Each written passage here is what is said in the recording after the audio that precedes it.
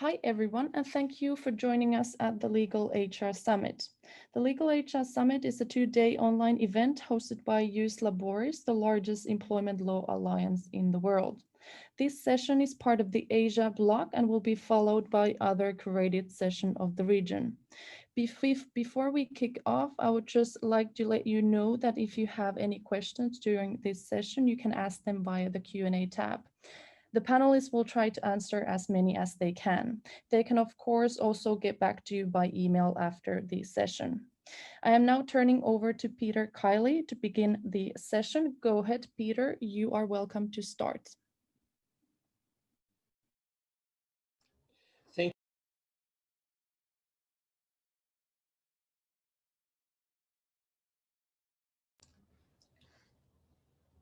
Thank you very much, Annie in Brussels, and my name is Peter KLIA. I am in Auckland, and it's my pleasure to be the moderator of this session. 2020, my word, February, March, who would have thought that business would be confronting the challenges that have gone on now for 6, 7, 8 months. What a time to be involved in employment law. What a time to be involved in HR. HR and employment law really have been thrown into the spotlight this year. How resilient has it been? How have companies coped? What does the future hold? What are some of the lessons learned? We're really fortunate to have two panelists from the corporate world. We've got Jake Greenleaf, who is Senior Workplace Relations Manager at Air New Zealand. Jake's worked in large law firms in Australia and New Zealand, and he has been a real specialist in employment law, and I'm sure when he joined Air New Zealand, he didn't know the challenges that he was going to have to face. So, Jake, we're looking forward to hearing from you about how your processes might have worked, some of the lessons and you have learnt in your company that you might be able to share in a private capacity. Then I will introduce Yumi John separately after Jake has spoken for about 8 or 10 minutes. Jake, welcome, Jake Greenleaf. Thank you very much, Peter, Yumi, Jus Laboris. It's my absolute pleasure to be with you this evening. So as Peter said, I'm a Senior Workplace Relations Manager at Air New Zealand. We operate in many different jurisdictions around the world, and going into this pandemic, COVID-19, in February of 2020, we had around 12,500 different staff. I'm here today in my personal capacity rather than on behalf of Air New Zealand, just to share with you my own personal views and reflections on what HR resilience means in the face of what has been a severe impact to the international global aviation sector. Shortly, Annie will put up some slides, which I'll talk to. I think there are 3 key takeaways to take out of my session about what HR resilience means in the face of an industry who's been severely impacted by this pandemic. The first is gaining an understanding of the short and medium and long-term impacts to your business. The second for HR resilience is understanding and communicating what that means to your people and as transparently as you can. And the third is having robust systems and processes in place to ensure that the pandemic and the resulting labour force implications are mitigated, I think, from a wellbeing perspective. And if you could bring up the first set of slides, that'd be appreciated. So on the first set of slides, you can just see a global air traffic taken from Flight Radar 24 on the 6th of March 2020. Annie, if you could move to the next slide. This shows the number of airlines that have fallen in a 4-week period. So to explain the impact that COVID-19 has had on the global aviation sector, I can break down what those number of flights short for, means in actual numbers. So since March 2020, there's been a 50% decline in the number of available seats in operating destinations due to social distancing requirements. 43 airlines around the world have filed for voluntary administration or bankruptcy. $600 billion in revenue has been lost and wiped out of the international aviation sector. Over 3 billion less passengers have used international and domestic aviation services since March 2020. And if you could just move on to the next slide. Looking at the Asia Pacific and where New Zealand operates more broadly, you can see the number of aircraft on this slide as at 6 March 2020. And if you could just move on to the next slide. So you can see just on that over New Zealand, we have 3 aircraft operating in the air 1 month after the pandemic hit. What that meant for Air New Zealand on 30 June 2020 with its public disclosure statements was it suffered the first loss that it suffered in 18 years. Its revenue was down 16% to New Zealand 4.8 billion. There's been a 21% total network capacity decline in the year ending 30 June 2020, an $87 million loss before other significant items and taxation, and that was as at 30 June 2020. And if you could just move on to the next slide. So by a comparison of air traffic tracked globally, you can see a comparison as a 7-day rolling average to previous years and against previous pandemics. This graph in a nutshell shows that there were about 200,000 flights operating in a 7-day rolling average in this time or in March 2019. By the same period of time in the following year, that number had dropped down to approximately 69,500.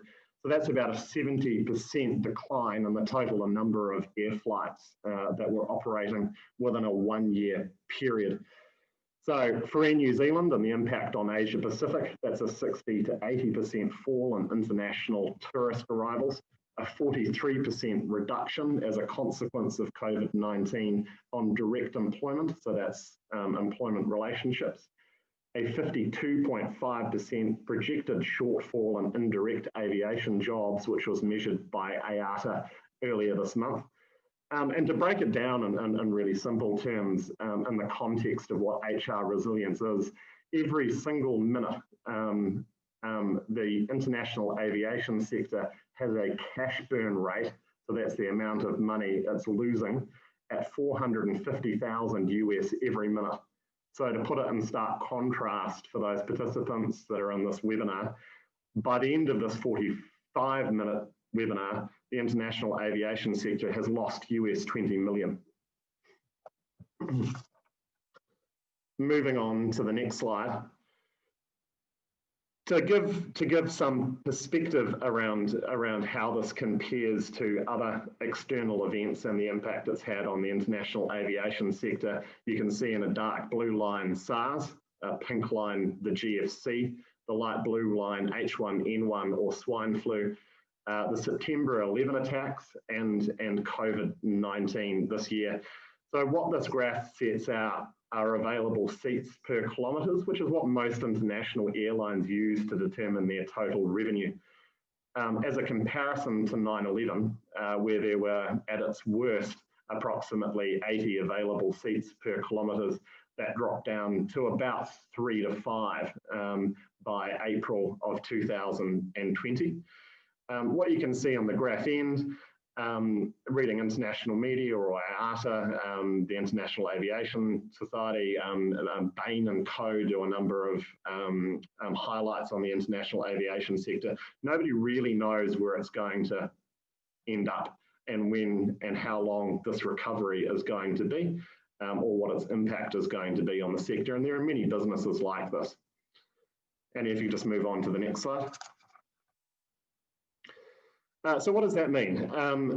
In the context of management consultancy models, I've tried to draw it in a really simple diagram.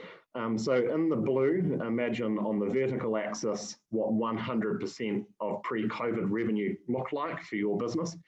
And it impacts many other businesses, not just the international aviation sector. 0% or the horizontal axis is where the break-even point is. And the red point demonstrates the cash burn rate that many industries around the world are currently going through. At the end of that curve, which is what many businesses have to come through at the outset of the pandemic, there will be a post-COVID-19 environment. So they've modelled what their business looks like in the future. So the top line represents probably what a permanent surplus is, how much smaller your business will be following the impact of COVID-19, and how to manage that temporary surplus. And if you could just move on to the next slide. So to address that dilemma, how to get yourself out of the curve, many international management consultancy firms and a lot of commentators need to remind people, I think, for an HR resilience perspective, that there will be a post-COVID-19 environment. And many businesses obviously want to compete on the other side of that. So from a labour relations or market labour relations perspective, traditional levers, unilateral decision-making, compulsory redundancy, and layoffs don't really work in this environment to the extent that you need to ride that curve through to reduce that cash burn rate for you to come out the other side and to be able to compete on the other side of it. So for HR resilience, I think what that means is temporary labour market shortages often require mutual agreement to bridge that gap. And the question I pose is how you build HR resilience to bridge that gap. And if you could move on to the next slide. So unilateral decisions don't tend to work in this. There's got to be some consensus and agreement. And I think how that is achieved in building resilience is to be transparent. Be transparent, many businesses are, around the commercial challenges that the business faces, around what a post-COVID-19 environment looks like. And to bridge that gap, many people in many different industries have taken voluntary options: leave without pay, reduced hours, flexi leave, annual leave. And if you are transparent about the information and the challenges that your business face, a lot of people will often come forward, and it makes things a bit easier in a really, really challenging environment and a deeply impactful one. And if you can move on to the next slide. So what is HR resilience in this channel in a complex labour market environment? I think it's about regularly communicating through appropriate channels to all of your stakeholders. It's about being transparent with the challenges that your business faces. It's about being transparent about what you might need to help, sort of bridge that gap going out into a post-COVID-19 environment. But we also need to remember that in many industries, you have long-serving members of staff and it's been deeply impactful on them personally, on their finances, on their sense of identity, on their sense of self-worth, on their family members. And to build HR resilience, you need to ensure that your people are okay. So regularly check in on their well-being. Have "are you okay" conversations. Have tools and processes in place to enable transparent, mature conversations. Employee networks that often exist within big organisations and even externally, pride networks, women in leadership programs and networks, can assist outside of the organisation to provide people with some skills and ideas and a voice to lean on. Have your SMEs available to provide specialist support if that's required from a mental wellbeing space and HR resilience space. And ensure, I think, always that your communications are appropriately balanced and sensitive. I think in this environment, it's inappropriate to have hard-hitting legalese and correspondence. And regularly check in with those that are closest to the people. Often that means union partners, union delegates, managers, colleagues, networks, to help and navigate sort of any immediate short-term and long-term programs. And I can't emphasise it enough, and it's been a tool, and there have been tools in place for many years around these types and kinds of issues, but it's more important than ever to have access to employee assistance programs, to provide access to career transition tools, outplacement support, LinkedIn learning, external redeployment, linking in with redeployment through other employers who might not have faced such significant challenges. When you're in an embattled industry like aviation, cruise liners, tourist operators, and that for me, reflecting sort of personally on the impact of the international aviation sector, I think that's what HR resilience is in a real nutshell. And I think on that point, Peter, thank you very much for the introduction. Thank you for your time. I look forward to answering any questions that you might have. And I'll hand on to Peter to introduce the wonderful Yumi.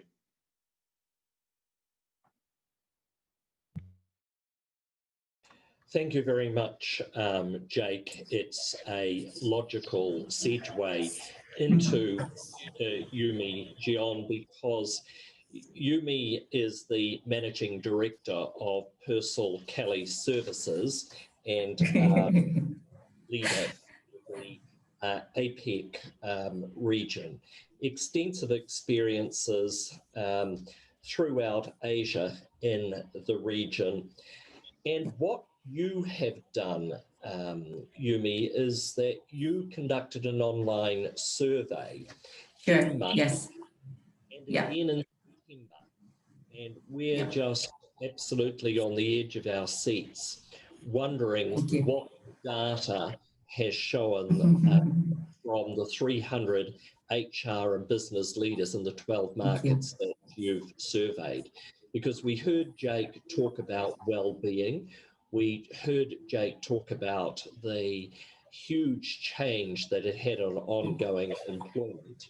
We now look forward to hearing what your research and what your survey. Yumi.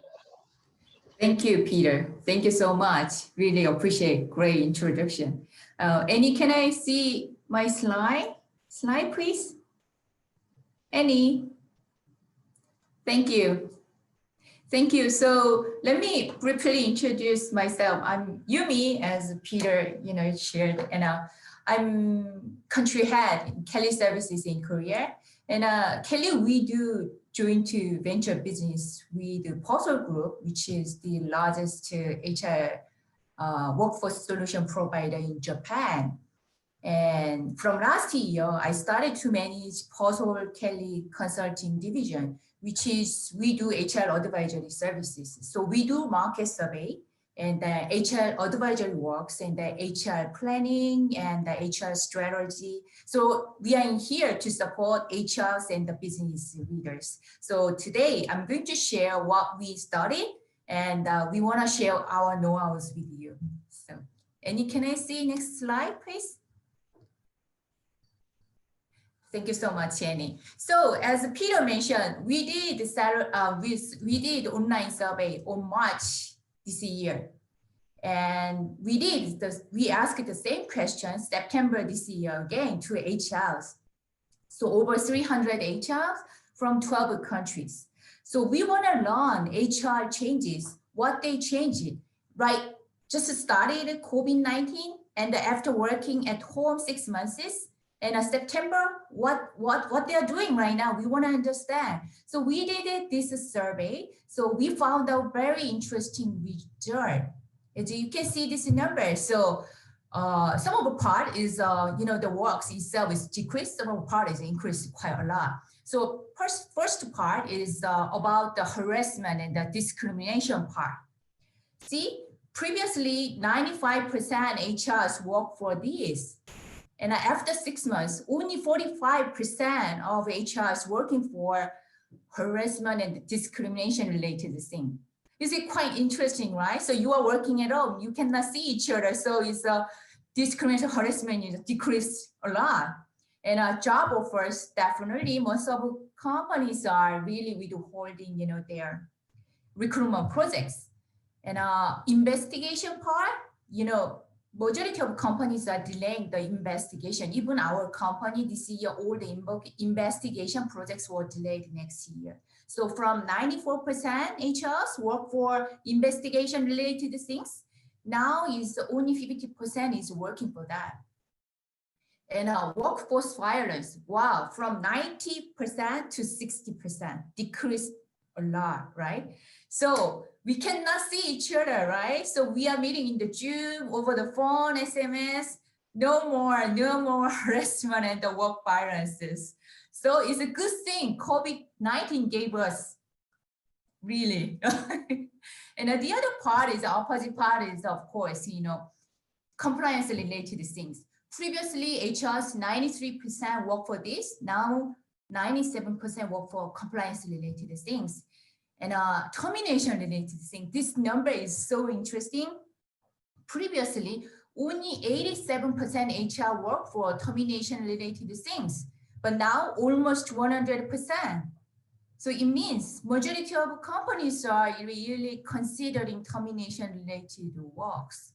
And conducting layoff reduction, definitely from 89% to 95%. This is a really interesting part. So before COVID, after COVID, their works, HR's works is changing. So can I see the next slide, please? So you can see in here really significant salary changes and restructuring plans.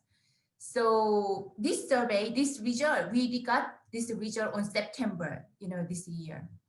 So among HRs, so 29% of them are planning to manage their labor costs after COVID, right? So, and 34% is working for salary changes. Only 37%, they want to remain the same in the salary part. And the restructuring plan part, if you see, wow, it's a huge number.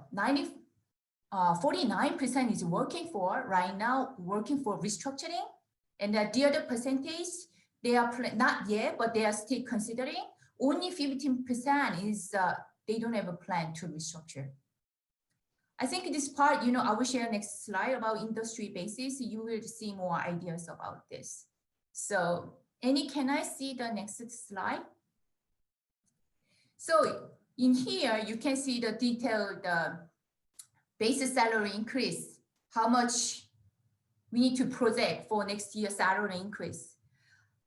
Right now is what we ask this is, nobody knows what's going on in here. And next year, if you see the, OECD GDP increase ratio is really positive, but whether we need to follow that or not, that's the question right now, right?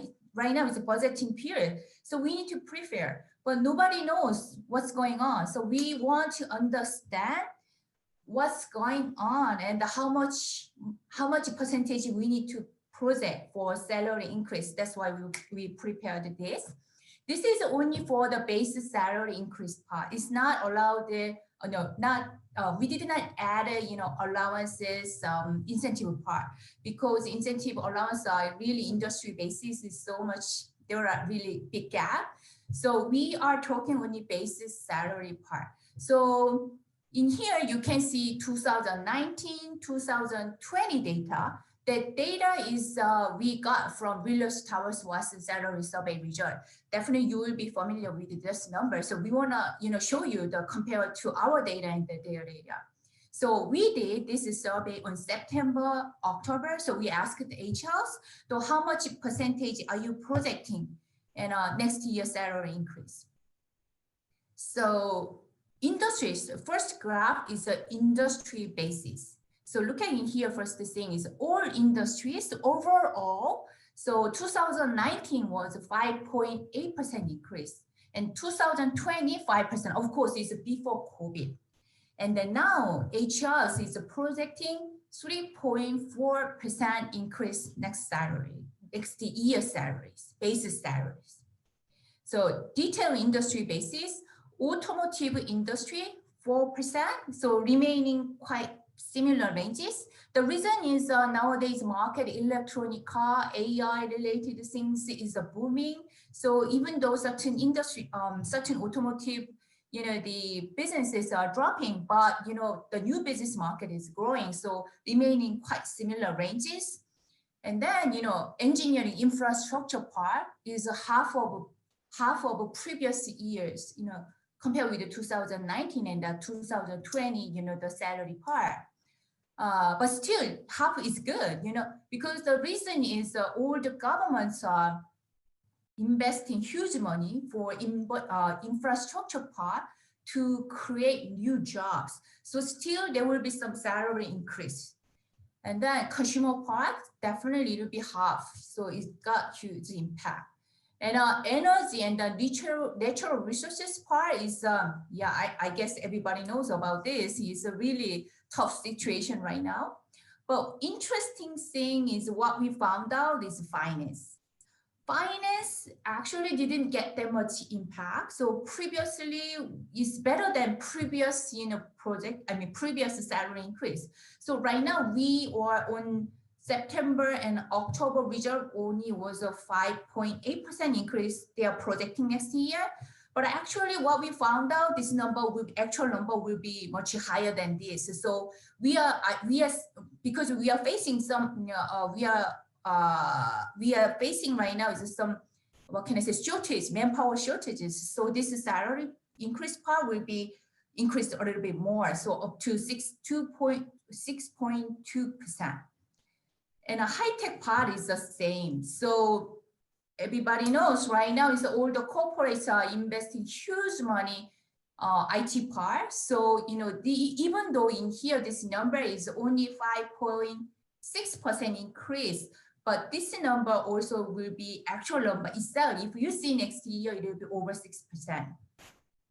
Hospitality part, as Jake shared, tourism industry, hospitality industry got huge impact. So it's a really significant, drop, and is a really minor, the increase, minimum increase will be. And the manufacturing part is half of 2019 and the 2020.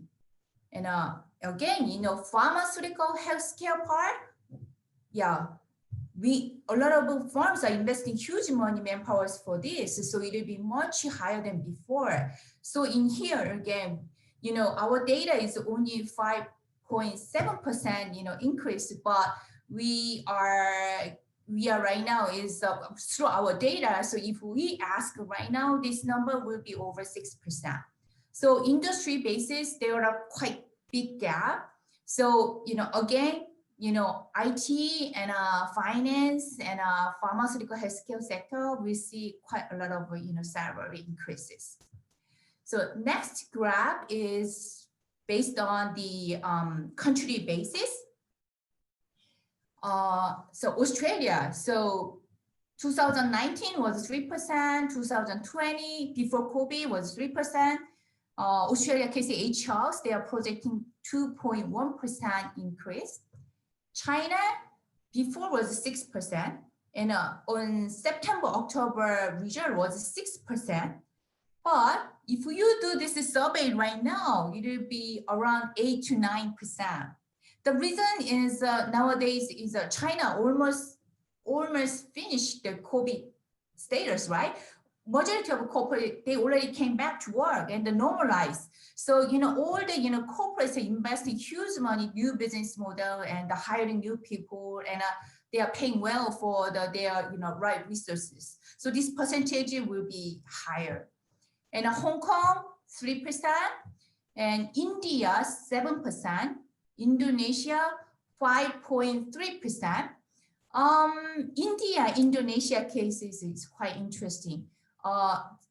OECD, again, they are, GDP, increase percentage is really high. So for example, India is 10% and they are projecting, but corporates are, because, nowadays, India, Indonesia, they are getting COVID, really significant numbers, confirmed cases.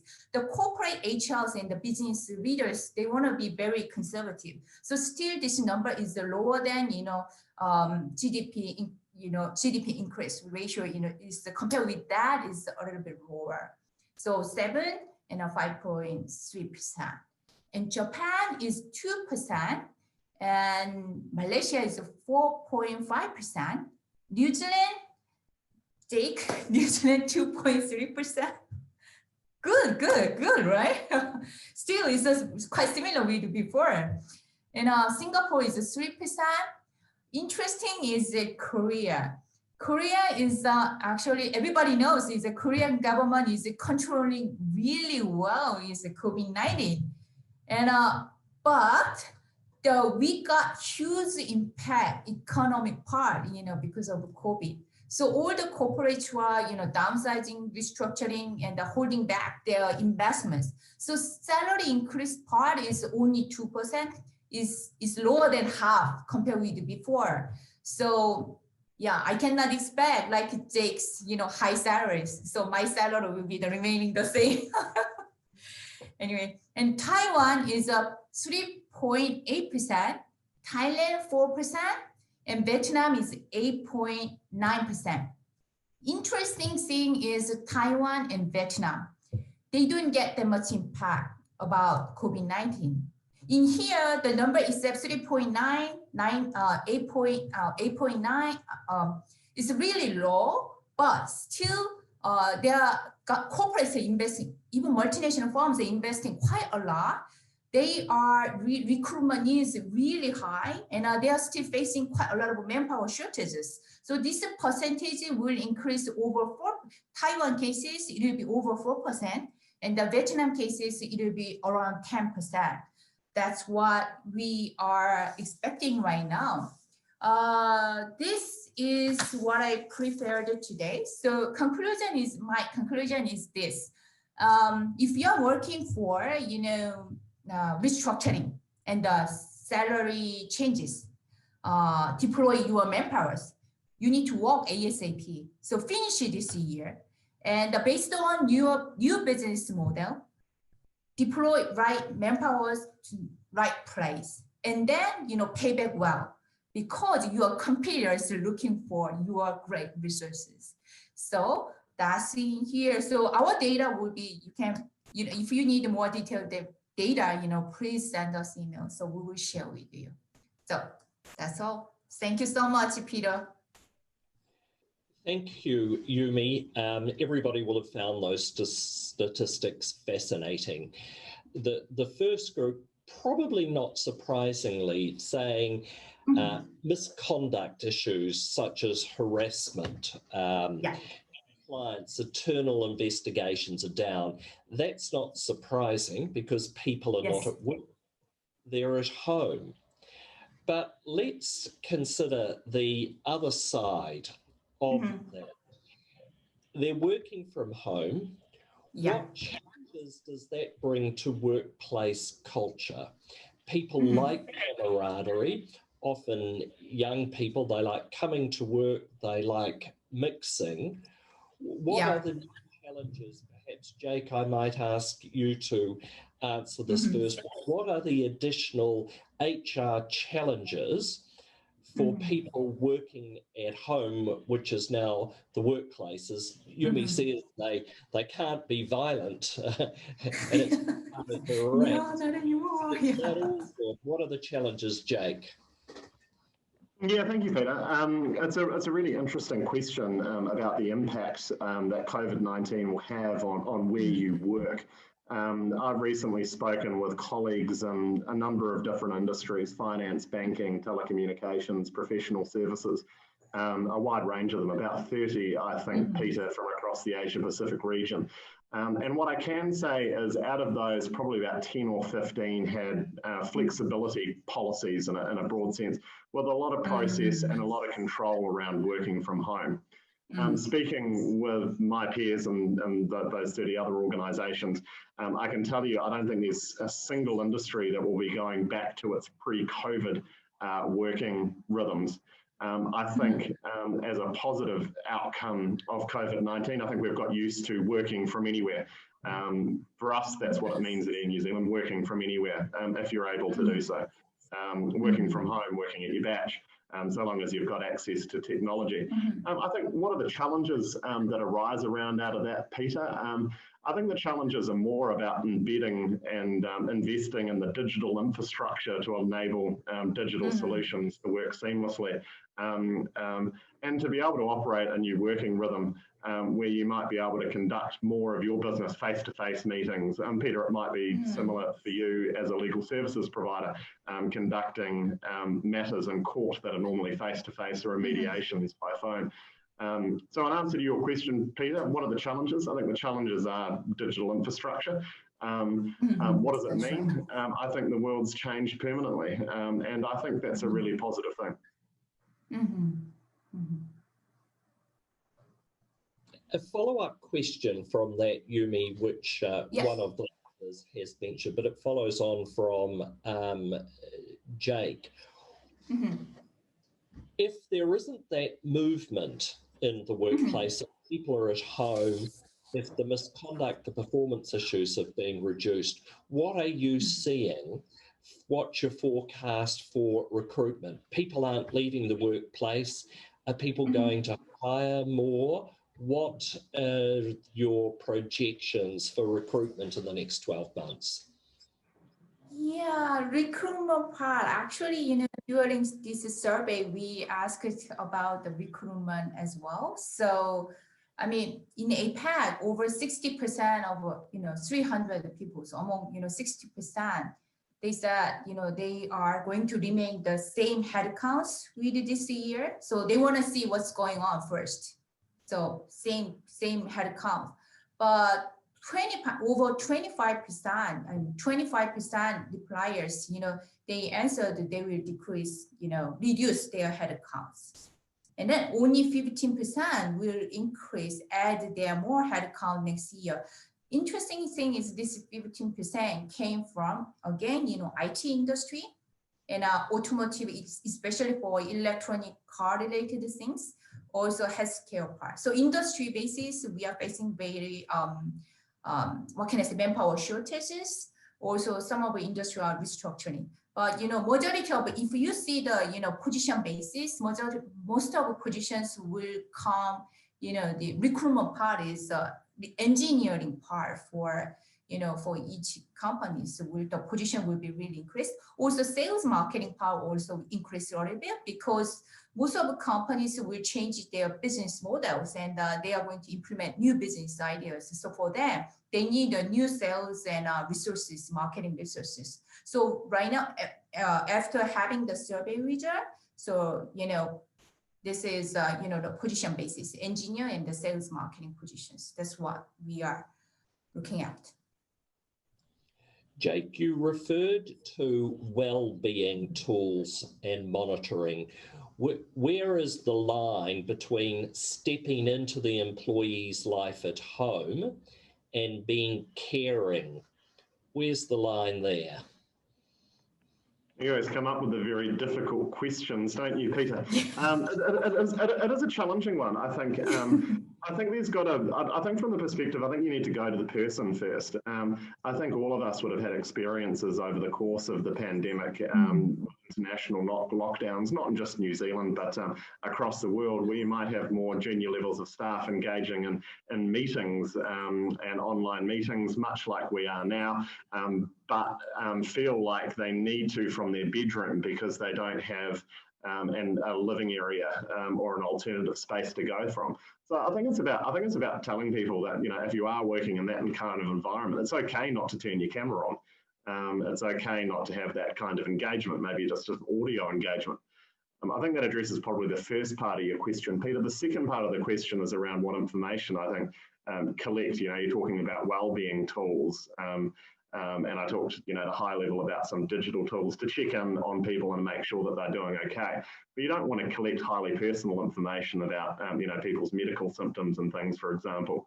Some of the tools that I've seen that have worked really effectively are tools that just simply engage a person and give them a number about where they're feeling on a particular day.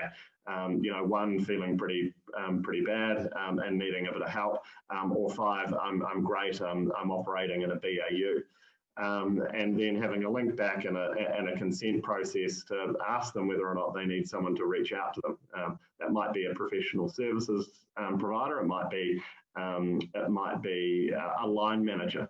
But whatever the case, I think, Peter, and I think it's important when we're operating in this environment, that it really is up to the individual, and individuals should feel empowered to share what information they like. But from a company perspective, I don't think you want to encourage people to overshare. Likewise, in terms of engagement on digital platforms, much like we are now, I think we need to remind ourselves that for some people, it's not okay to appear on a camera, during a lockdown when they might be from their bedroom, for example, Peter. So I think it's about giving people the license to come forward with what they want and engage how it is appropriate for them to, and without interfering so much on that. Yumi, have you done any research about working from home? We've all read a lot of articles. I'm getting tired of this expression, the new normal, as if working from home is going to be the new normal, or is it? Have you done any research? What do employees want? Do they want flexibility? Do they want to come to work, or do they want to work from home? Is there any empirical data? We have data, but that's really interesting because it's different with levels. Frankly, working level, manager level, they prefer to work at home, and they think they are performing really well. So over 80%, yeah, they are really satisfied, working at home. But only 25, they think, working at home while working at the office, both are fine. But if you ask the same question with business leaders and the decision makers on a CEO level, they are quite negative about this. Over 60% is negative about working at home. And only, 40% they think that's a good idea. So it's a really different, asking which kind of levels you are asking the question. But overall, we are quite, working at home is quite, right now is really used to. So majority of corporates also, we are really familiar with this environment. So next year, majority of corporates will be really, quite regular basis using, they will work at home. Even right now, look at majority of multinational companies, almost, more than 90% working at home. But local, each Asian countries, each local companies are still maybe only 30%, so still lower. But I think they will change their culture as well. That's what we are projecting. Of course, we have data, so maybe Peter, I can share the data later after this call. Jake, Yumi, yeah. In 60 or 90 seconds each, we watch the news. COVID's getting worse in Europe. London goes into lockdown today. We've seen it in Berlin, Madrid, and Paris.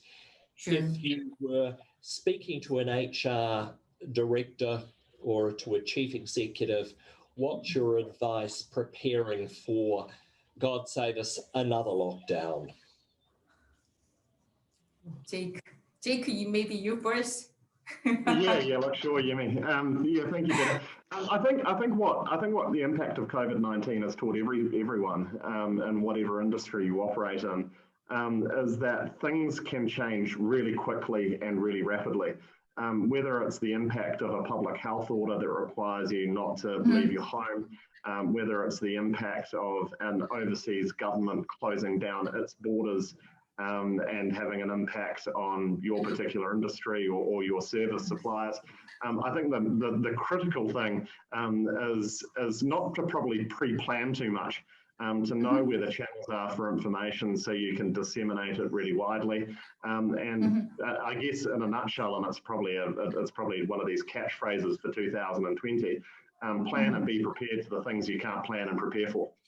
And that just means keeping alert, staying in touch and disseminating information as it comes to hand as quickly and as easily and in as much plain English as possible to give people the certainty they need if you're an employer. Yumi, briefly? Yes, briefly, for me, is culture is really important, and setting up the really positive mindset and the having culture. HR and the business leaders needed to really let everybody have the positive thinking, but we don't know the future together, right? So everybody doesn't know. So I mean, that's my opinion. That's the critical thing. So based on that, we can solve most reachable problem. That's what I trust. Yumi, John, Greenleaf, Annie in Brussels, that's our 45-minute webinar.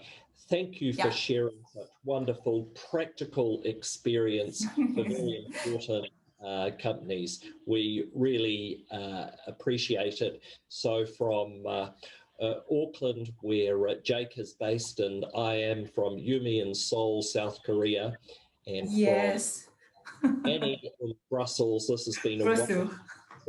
Thank you to everybody. Good night or good morning, depending where you are.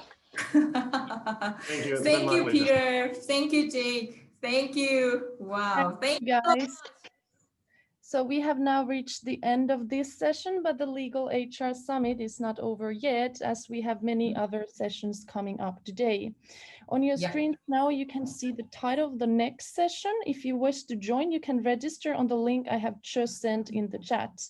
Even if you cannot attend, you can still register, and we will email you the recording after the event. So finally, also from me here in Brussels, I would like to thank everyone for attending this session, and thanks also to our panelists for their important insights. So with that, this session will now be ending. I hope to see you at the next one. Thank you so much. Thank you. Thank you, very Peter much. and Jake. Thank you, Annie. Thank you. Thank you.